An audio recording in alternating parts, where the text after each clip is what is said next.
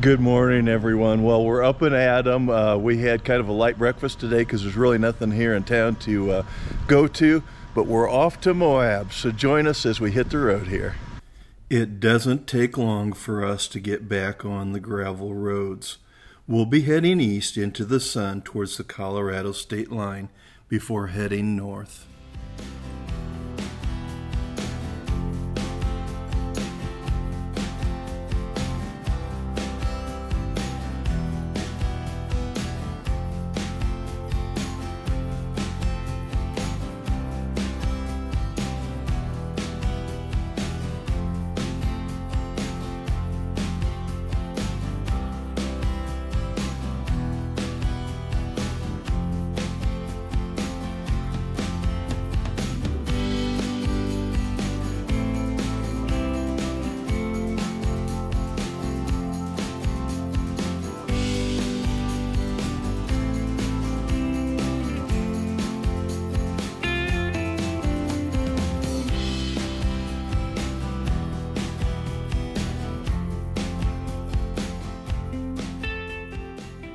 After leaving Monticello, we ride across the Great Sage Plain.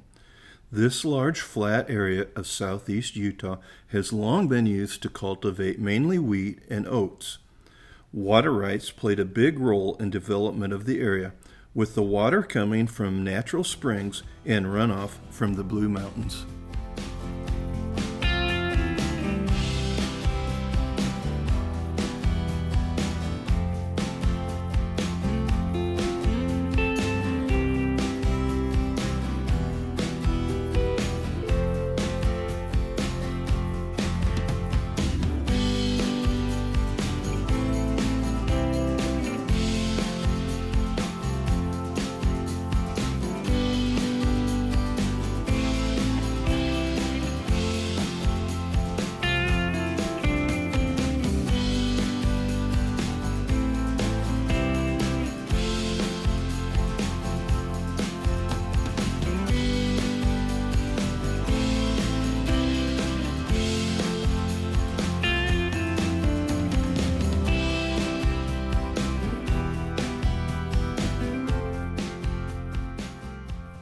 Ranching in this area was quite popular as well. Early ranches were nestled around the scarce water sources, with water rights determining viability and local power. Without water access, the land couldn't support crops or livestock.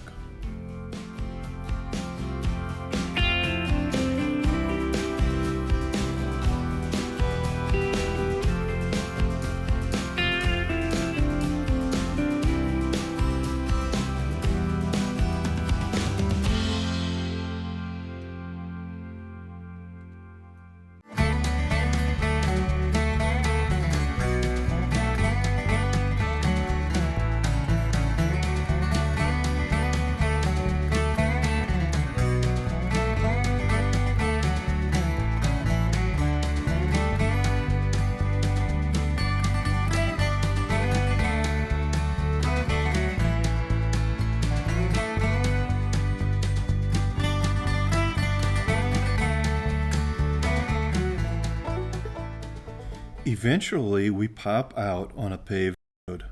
It is clear that these roads were once all gravel. Like I've said in earlier videos, go now, because even these less traveled roads will all be paved eventually.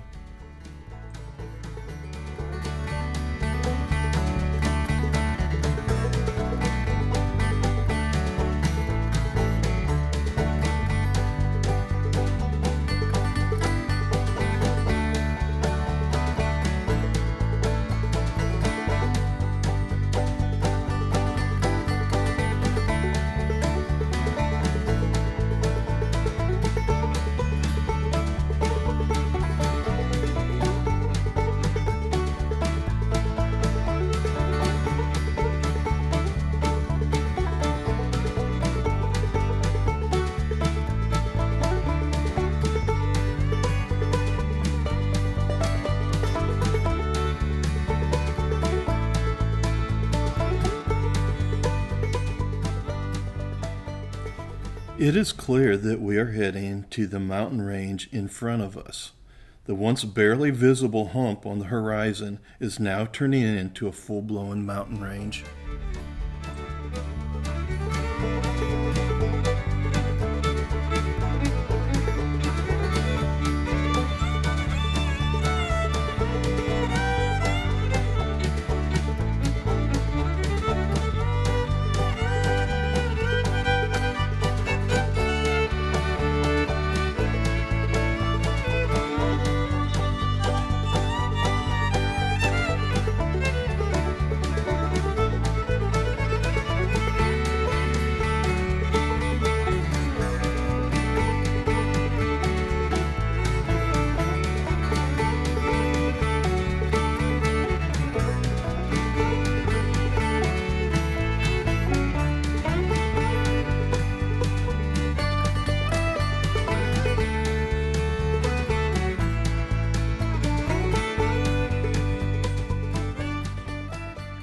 Our ride takes us by the Lisbon Valley Mining Company. Mining for copper started in 1903 and continues today with an open pit. Throughout the decades, operation has started, stopped, and restarted. Copper mining has been a financial boon to the local economy and to the state of Utah also.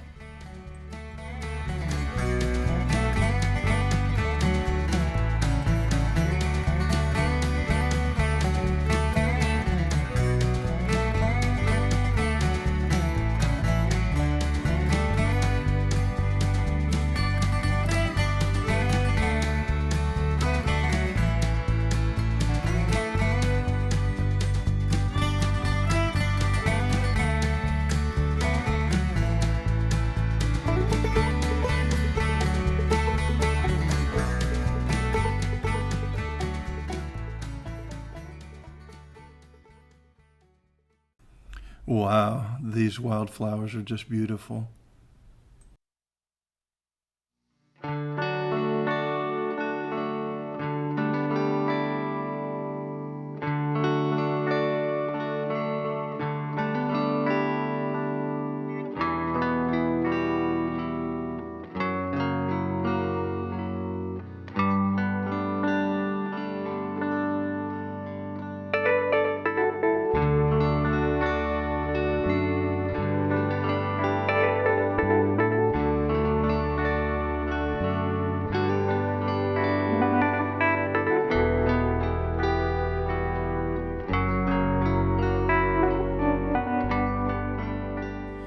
We take a short break in LaSalle, Utah. Getting off the bikes and wetting our whistles seemed like a good idea. The town of LaSalle is quite small with a population of just over 300. The town gets its namesake from the LaSalle Mountains in the background. In Spanish, LaSalle means the salt. The only thing going in town is the post office and the LaSalle store.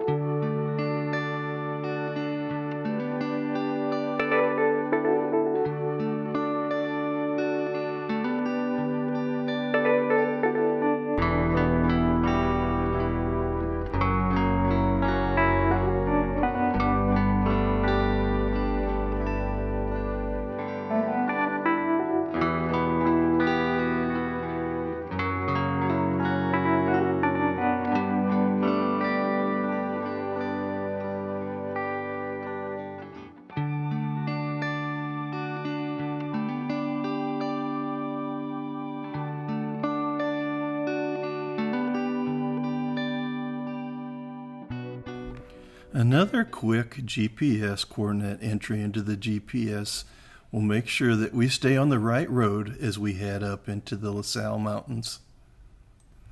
Just out of pure luck, I was able to catch this butterfly on the camera as it flew up in front of my bike.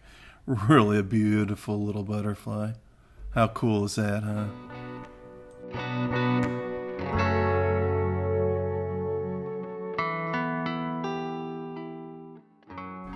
Our ascension into the mountains gives us a bird's eye view of the Great Sage Plain.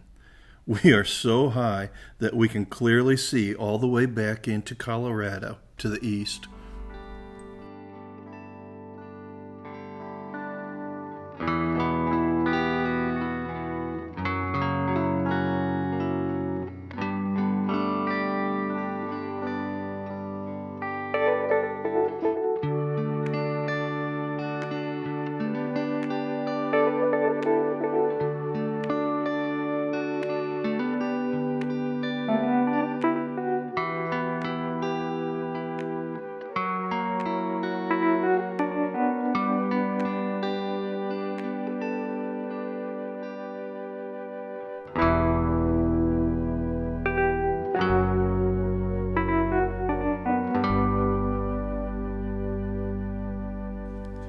The Monticello National Forest covers a nearly 1.5 million acres across Utah and Colorado.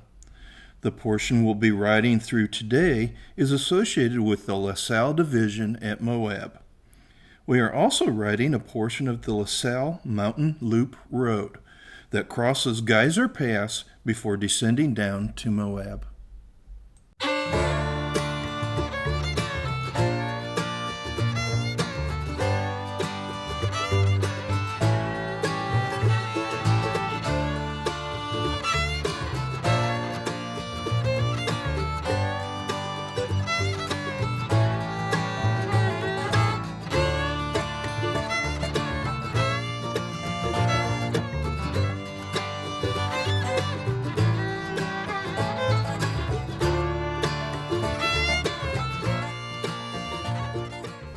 The LaSalle Mountain Range is the second highest range in Utah, with mountains reaching to nearly 13,000 feet. The TransAmerica Trail will take us between Mount Peel at 12,721 feet and Mount Melithin at 12,646 feet. Geyser Pass itself sits at 10,528 feet. I must say this range is every bit as impressive as the ranges in Colorado.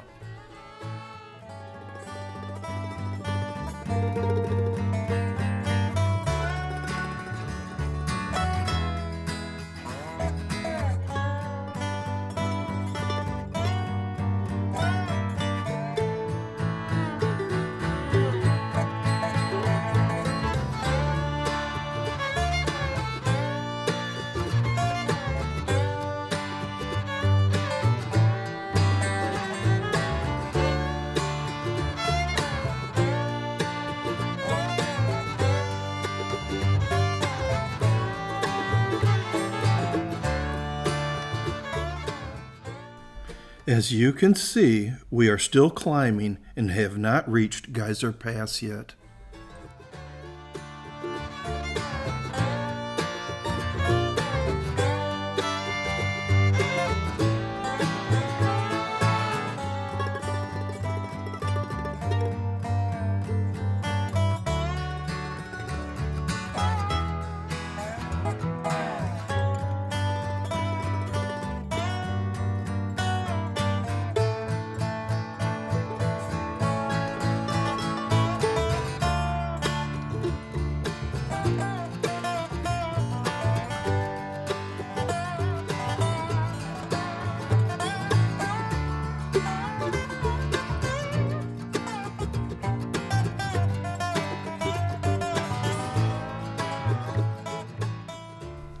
Riding past Dark Canyon Lake Turnoff means we are nearing the top. The views of the mountain peaks in this area are just stunning. This will definitely be a memorable ride.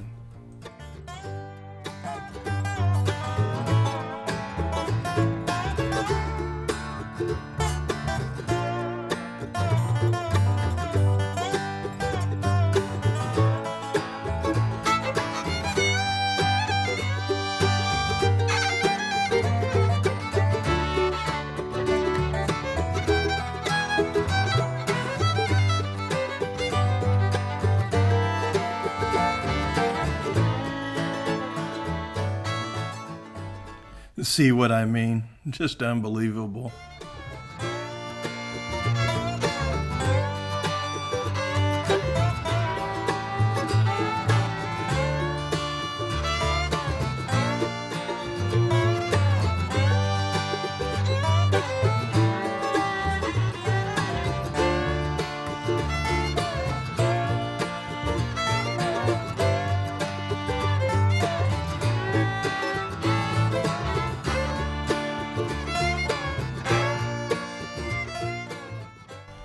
At the top, the roads are a little rougher, but still easy enough to ride.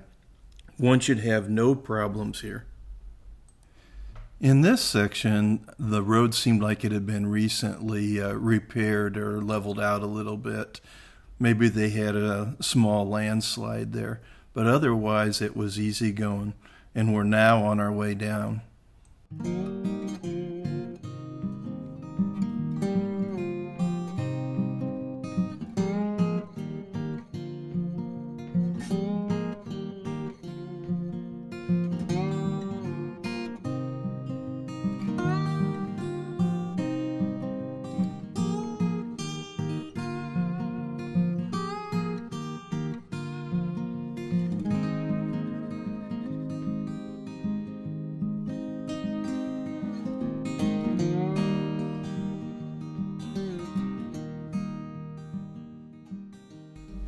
What's interesting is that in the mountains you are in forest, but through your descent you go from forest to scrub to desert.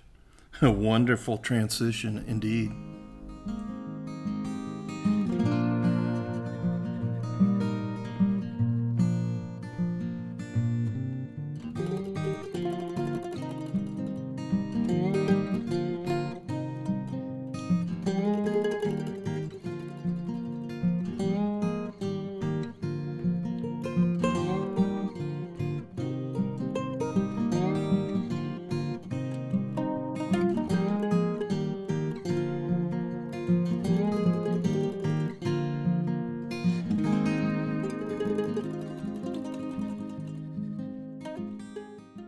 The roads on the Moab side of the LaSalle Range were wider and better maintained. This is a clear indication that Moab is a starting point for most visitors to the mountains.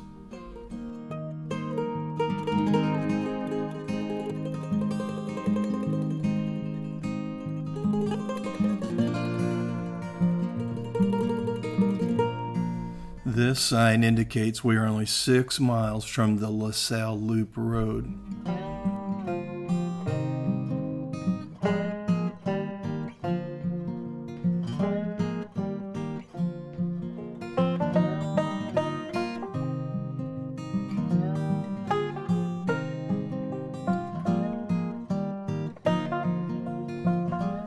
Yes, he's going uphill. Good for him.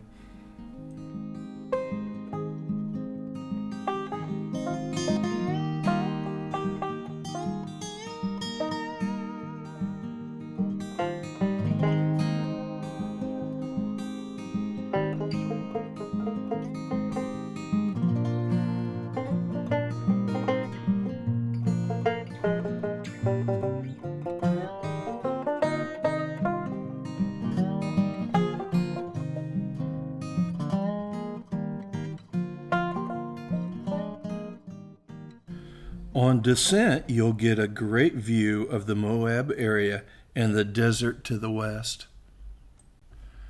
Uh-oh, we meet up with the kiss of death here. The whole road, except for a little sliver here, is all loose gravel, and that section we're on was a little sandy, so we'll go extra slow through here just to make sure that we don't dump the bikes.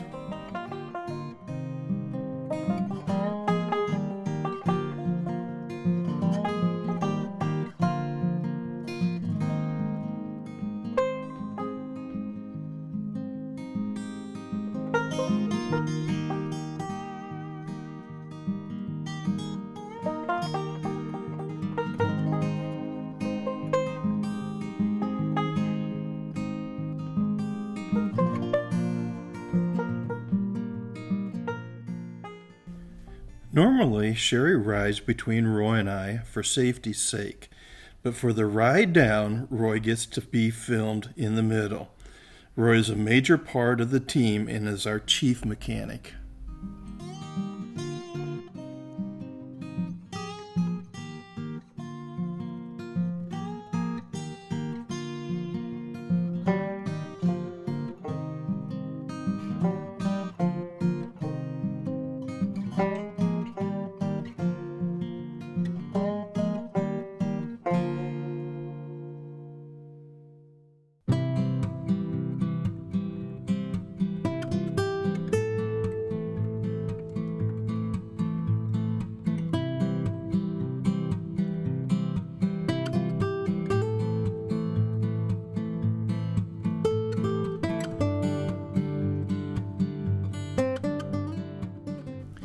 Eventually, the road turns to pavement, and we are making our final push to Moab as we get a look back at the mountains we just rode through.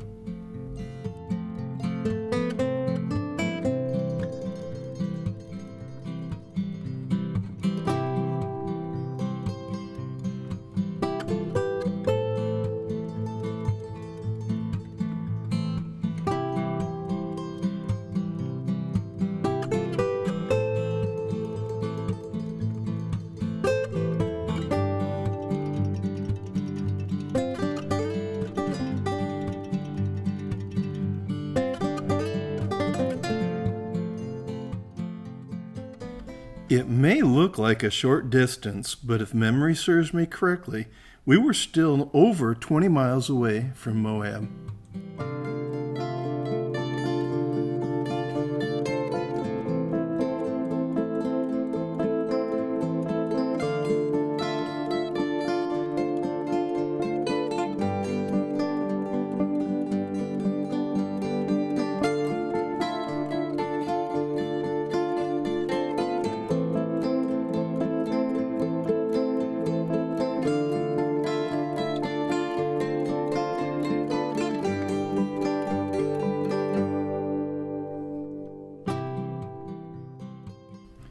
Just a few more switchbacks before we find ourselves on the valley floor. How cool are these switchbacks, though?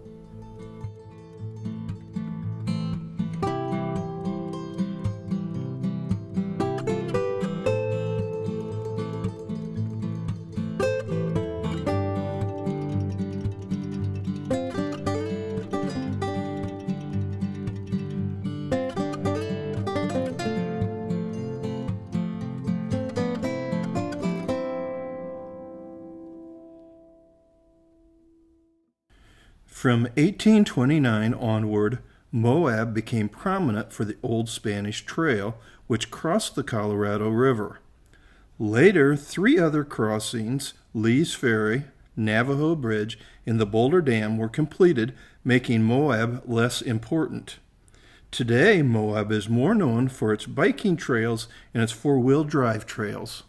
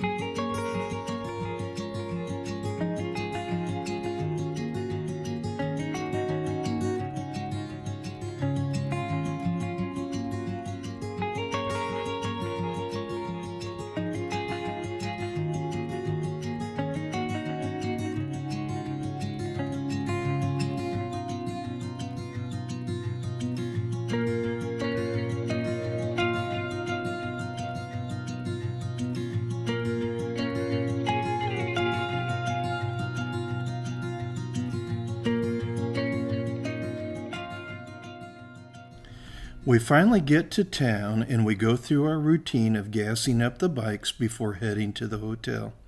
We found a fun little restaurant, the Broken Oar, just across the street from our hotel. It was busy, but after riding all day, an outside table was perfect.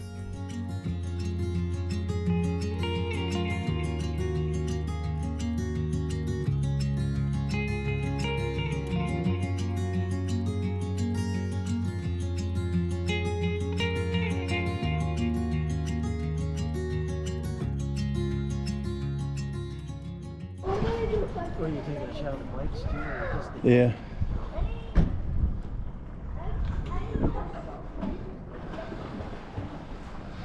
We are in Moab, Utah, and if this isn't off-road paradise, I don't know what is.